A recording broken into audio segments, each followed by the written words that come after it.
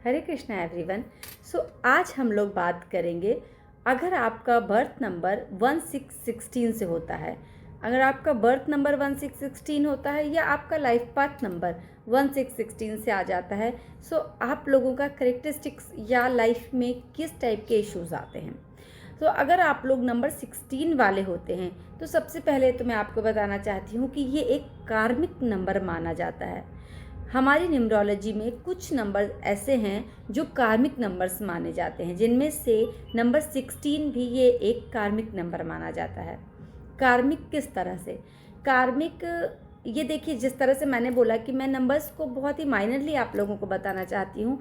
16 एक तो समझ लीजिए, 1 क्या है? किंग का नंबर है, राजा का नंबर है, सन का नंबर है।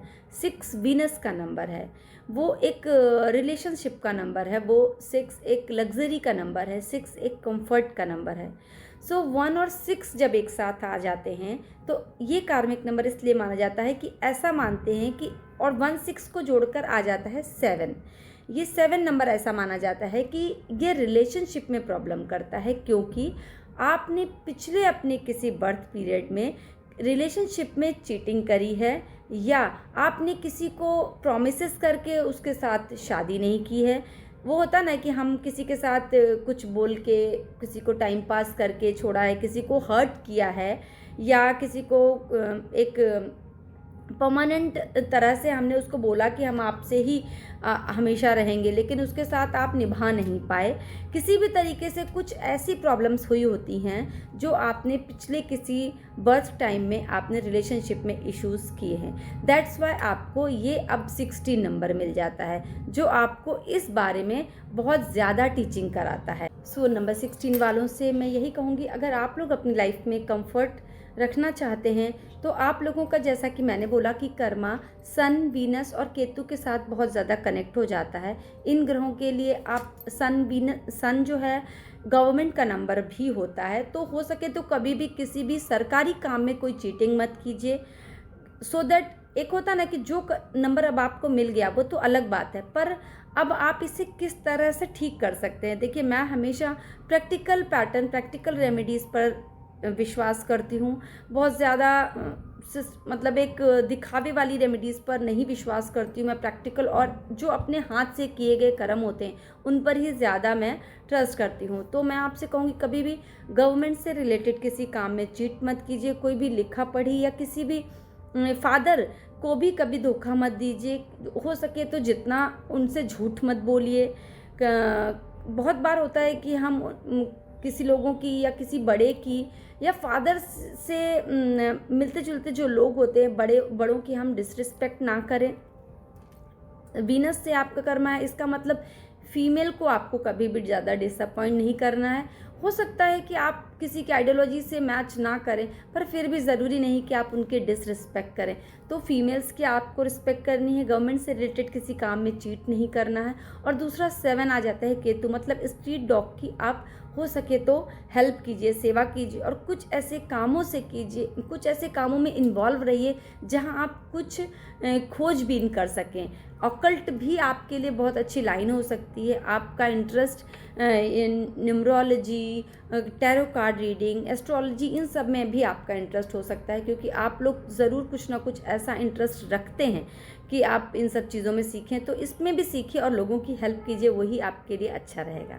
अभी तक जो मैंने देखा है कि 16 से जो 7 आते हैं उनको सबसे ज़्यादा इश्यूज़ पर्सनल लाइफ या फैमिली इश्यूज़ या ही रहते हैं, रिलेशनशिप इश्यूज़ ही रहते हैं। अदरवाइज़ करियर में, मनी को रिलेटेड और ऐसा कोई उनका इशू नहीं होता। हेल्थ वाइज थोड़े इश्यूज़ हो सकते हैं, इनको हेल्थ वाइज केयर रखनी चाहिए।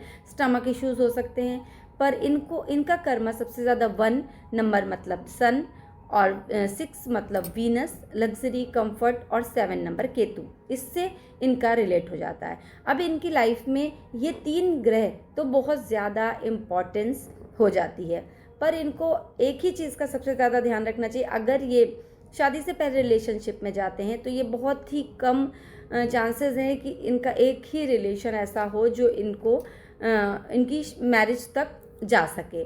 अदरवाइज़ मुश्किल हो जाती है इनके लिए कोई भी रिलेशनशिप को परमानेंट रख पाना। इसलिए किसी भी रिलेशन में जाने से पहले आपको बहुत सोच समझ कर जाना चाहिए। मैं तो यही कहूँगी कि हो सके तो आप रिलेशनशिप में जाने से बचिए।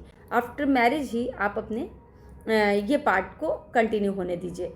और शुरू से आप स्टार्टिंग से अपने करियर को लेके ज़रूर आपको सीरियस होना चाहिए, क्योंकि जब हम करियर में कम से कम स्टेबलिश होते हैं तो लाइफ में कुछ चीज़ें कंफर्ट हो जाती हैं हमारे लिए। और करियर में आप लोग बहुत अच्छा करते हैं क्योंकि आप लोगों का माइंड बहुत अच्छा होता है, बुद्धि वैसे भी 7 नंबर वालों को कुछ रिसर्च से रिलेटेड काम करना चाहिए। कुछ ऐसे काम आप लोग कर सकते हैं जो शायद किसी ने सोचे भी ना हो। आपकी रिसर्च, आपका थिंकिंग पावर, आपको किसी भी काम को करने का वो जो डीप नॉलेज होता है वो आपका बहुत ही अच्छा होता है। नंबर 16 वालों को एक्स्ट्रा रिलेशनशिप या रिलेशनशिप में चीटिंग तो बिल्कुल भी नहीं करनी चाहिए, क्योंकि यही कर्मा है जिसे आप कंप्लीट करने के लिए इस जन्म में आए हैं, जिसकी वजह से आपको इमोशनली बहुत ज़्यादा ब्रेक्स मिलते हैं। सो मैं आप लोगों से रिक्वेस्ट करूंगी कि बिल्कुल आपको मौका मिलेगा, डेफिनेटली मिलेगा इस जन्म में भी, क्योंकि हमारा वही लूप रिपीट ज़रूर होता है। सो अगर आपको चांसेस मिलते भी हैं पर आप उस चीज़ में अपने आप को कंट्रोल कर लेते हैं और आप उस चीज़ में नहीं जाते हैं, तभी आप अपने इस कार्मिक नंबर को क्लियर कर सकते हैं, क्योंकि यही एक तरीका होता है हमें अपने कर्मा को क्लियर करने का। क्योंकि हमें वो ऑप्शन तो डेफिनेटली गॉड देगा, यही हमारा पनिशमेंट है कि जब हमारे सामने वो मौका आए और हम उस चीज़ को डिनाई कर सकें, वहाँ पर हम अपने आप पर कंट्रोल कर सकें, तभी आप अपनी इस कार्मिक चीज़ों को डिनाई कर सकते हैं। और अदरवाइज़ आपको रिलेशनशिप में बहुत ज़्यादा प्रॉब्लम आ जाएंगी। सो कभी भी किसी को चीट मत कीजिए, जिससे जो प्रॉमिस कीजिए उसे निभाइए। नहीं निभा सकते हैं आप क्लियर बोल के रिलेशनशिप से दूर हो जाइए, पर ओवर एक्स्ट्रा रिलेशनशिप या आप किसी को झूठ बोलकर, किसी को धोखे में रखकर उसके साथ कंटिन्यू करके ऐसे मत कीजिए, क्योंकि ये ही कर्मा था जो आपने फेस किया है और ये आपको और ज़्यादा प्रॉब्लम में ला देगा अगर आपने इस टाइप की चीज़ें की। तो बस मैं इतना ही अपनी तरफ से एडवाइस करना चाहती हूँ। आप लोग अपना बहुत ख्याल रखिए, स्माइल करते रहिए, लोगों के बीच स्माइल स्प्रेड कीजिए। मैं मिलती रहूँगी नेक्स्ट वीडियोस के साथ। हरे कृष्णा।